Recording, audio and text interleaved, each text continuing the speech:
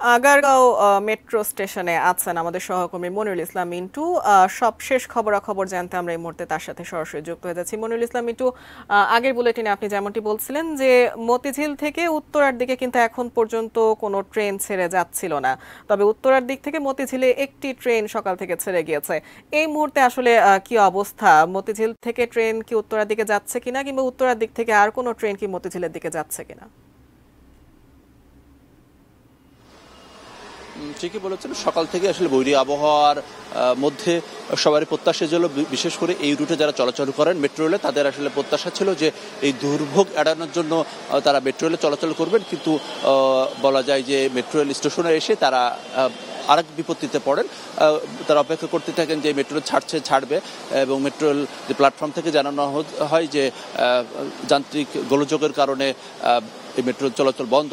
তো এরপরে সকাল 10টায় একটি রেল সেটি মতিঝিলের উদ্দেশ্যে ছেড়ে যায়। এরপরে আরও বেশ কিছুটা বিলম্ব দিয়ে 10:30 বা 11:15টার দিকে 10:30টার দিকে আরেকটি মেট্রো রেল সেটি উত্তরা থেকে মতিঝিলের দিকে যায়। তবে আসার কথা হচ্ছে যে কিছুক্ষণ আগে মতিঝিল থেকে দুটি ট্রেন সেটি আবার উত্তরের দিকে গিয়েছে, এবং উত্তরা থেকে কিছুক্ষণ আগে 10 নম্বর হয়ে আগারগা কিছুক্ষণ আগেই ক্রস করেছে।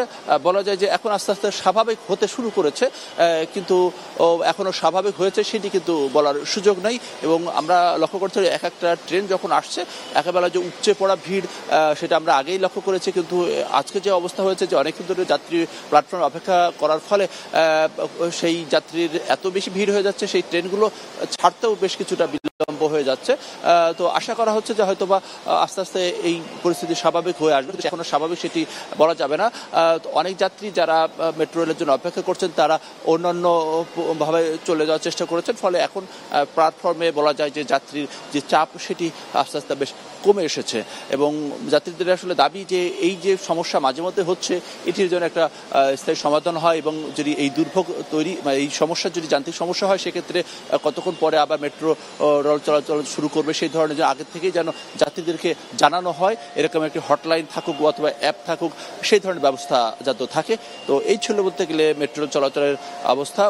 উত্তর থেকে মতিঝিল এবং মতিঝিল থেকে উত্তরা চলাচল শুরু হয়েছে, তবে এখন পর্যন্ত সেটি স্বাভাবিক গতিতে সেটি বলা যাবে না।